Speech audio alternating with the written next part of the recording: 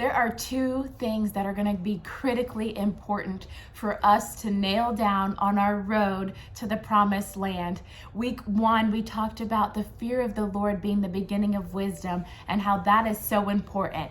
This week, I want to talk about the encounter that Moses has with God at the burning bush. A lot of times we can doubt our capability just like Moses did. And I want you to even think about, on a scale of 1 to 10, where you would rate yourself as far as your belief of how you can accomplish what God has for you. Think about that number and we'll revisit it. But in Exodus chapter 3, we find Moses approaching the burning bush. And then he starts questioning if he can actually do what God is asking him to do as far as leading the Israelites out of Egypt.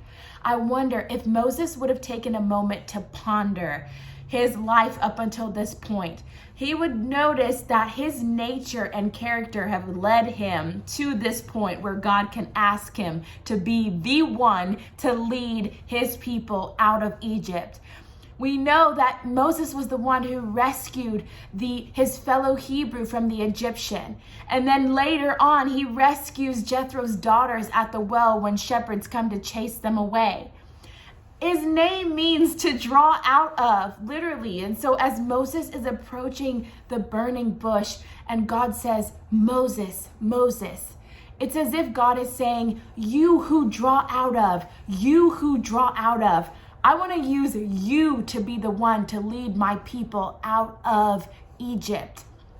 Let me tell you, I can assure you that there are parts of your nature and your character that you have already displayed up until this point that God wants to use for the greater purpose that he has for you.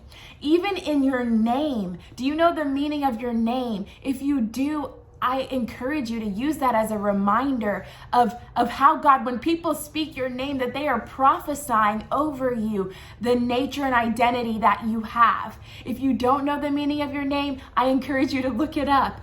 If you do know the meaning of your name, but you don't like it, God can always give you a new name. But names are significant, which leads into why when Moses is like, God, who am I supposed to say sends me when I go back to the Israelites?